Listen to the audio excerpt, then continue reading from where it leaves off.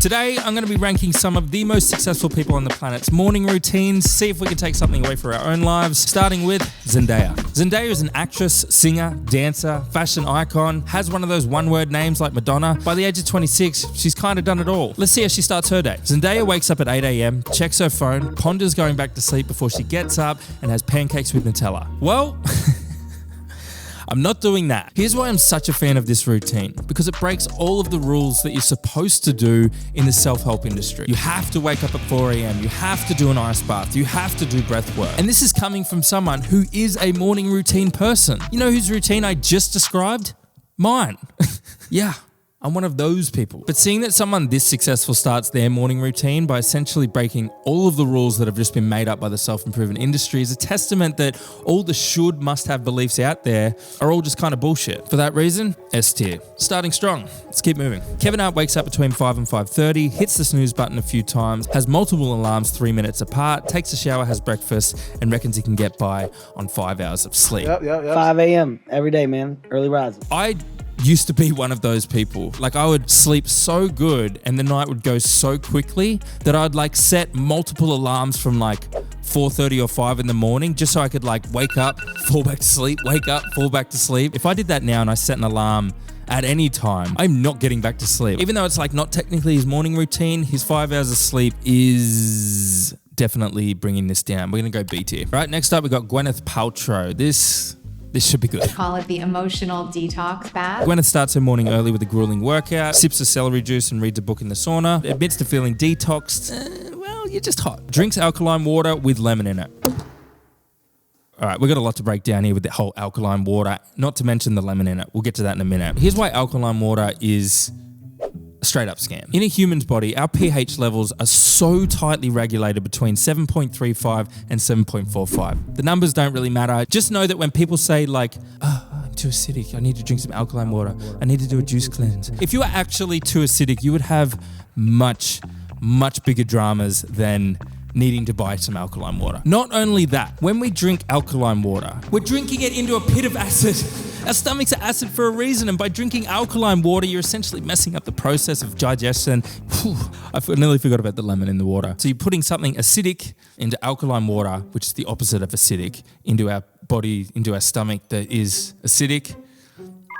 Doesn't make sense, guys. If you want to put a bit of lemon in your water, go for it. But just know that putting it in alkaline water is making it not alkaline. I mean, she was doing all right until we got to the alkaline water. For that reason, D tier. Alex Hormozi, one of the most famous people on the planet right now in the world of YouTube and just business in general. Extremely successful. Let's see how he starts his morning. Alex wakes up, has a coffee with his wife Layla, and then works. Most people spend most of their time doing shit that doesn't matter. S tier. Next up, we got Hugh Jackman, fellow Aussie. He wakes up and makes himself a coffee and his wife a tea. Nice. They go back to bed, read to each other, and then they meditate together. I mean, it's just fucking nice, isn't it? I'm actually genuinely such a fan of this morning routine. Whatever it is that genuinely fills your cup up and you like feel like it just kind of gets shoved to the side because life, trying to do it first thing in the morning, like as soon as you wake up, can't really go wrong there. Huge fan of this routine. S tier. Kim Kardashian wakes up at 5:30 a.m, checks her phone and then gets all of her important emails out of the way, has a protein-rich breakfast, gets a workout in, then takes time to sit down and review her schedule and then plans her day out. Something that I've definitely found to be like one of the most helpful things for me, because I can be like a little bit of a scatterbrain, is just like first thing in the morning is just like making some sort of plan for the day. So I mean, yeah, works for me, works for Kim. Overall, it's a pretty good routine. A tier. Tim Cook wakes up at about 3:45 a.m. and answers 700 to 800 emails. Holy shit. 700 to 800 emails. If you listen to anyone in the personal development or self-improvement industry, they will tell you that in order to be successful, you must not check your phone first thing. But like once you are like the CEO of one of the most successful, CEO of the most successful company on the planet right now. If you don't do it first thing, it's like then it's going to clock up to 1600 the next day. I couldn't think of anything worse personally than having to wake up and do that many emails every single day. I'm getting anxious just thinking about it. C tier. Mark Wahlberg wakes up at 2:30 a.m. and starts his day with a prayer, has breakfast, then works out with a combination of weightlifting, cardio, and boxing, does cryotherapy for recovery. He then plays a round of golf and spends time with his family before he starts his workday. I mean, he's getting it all done. He's super successful, but at the end of the day, for the average Joe that have normal lives and normal jobs, this definitely isn't a realistic morning routine. For that reason, we're going to give it a B tier. All right, Will Smith wakes up, runs in the morning, followed by 2 workouts, does hours of riding, does another run in the evening, and then only gets about 4 hours of sleep. You can't keep that up, right? Like, you have to burn yourself out. Oh, so that's what happened.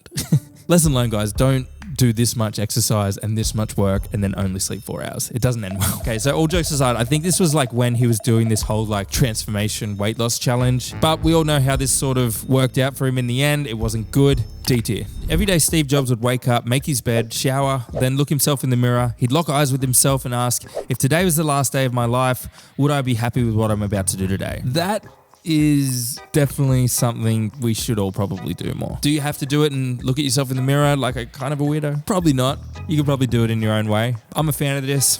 A tier. Elon Musk wakes up between 5 and 6 a.m., drinks a coffee, works out for 30 minutes, has a shower, and then checks and responds to critical emails. So Elon has actually said that his shower in the morning is the one habit that's had the biggest positive impact on his life. Having a little bit of time to yourself in the morning, a little bit of solitude, and just like letting your brain ponder and think and problem solve and get creative. Everyone says that like you have to meditate. I don't think you have to do anything. I just think if you can find a time to like just be alone with your thoughts, I mean, I have absolutely zero evidence to back up what I'm about to say, but I feel like it's almost as good as meditation.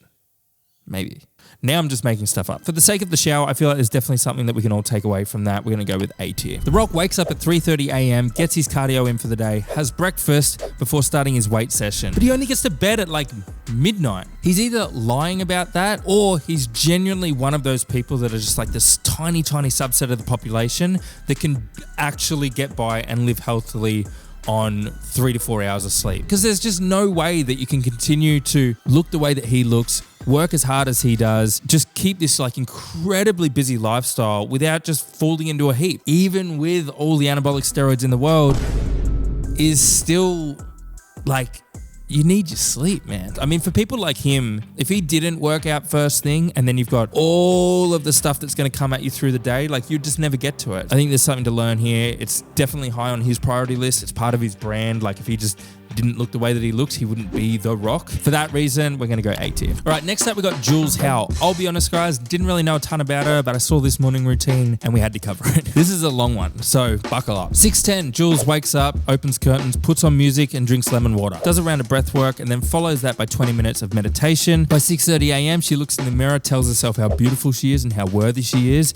and then also slaps her cheeks. By 6:36, she has a green juice. By 7 o'clock, she goes on a run. 8:10, does a class. By 9:15, has another shake and a reflection on the process of where the food came from and putting away electronics. She also reads a book here too. Holy shit. 10:40, she showers and freshens up. And by 11:11, gets to work. Like, is the 11:11 starting work intentional? Or is that a coincidence? How do people like this get any work done at all? To be up at 6 o'clock and your morning routine take 7, 8, 9, 10, 11, 5 hours? 5 hours? She's doing all the things.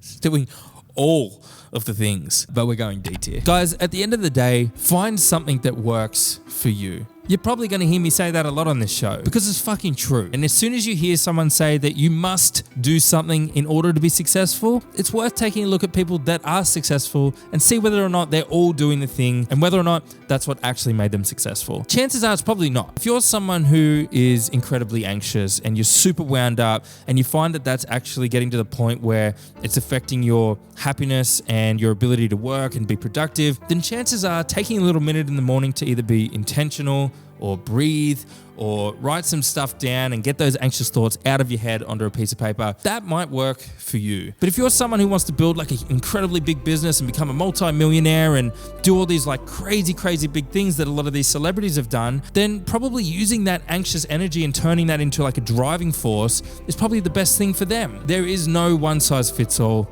You have to find what works for you.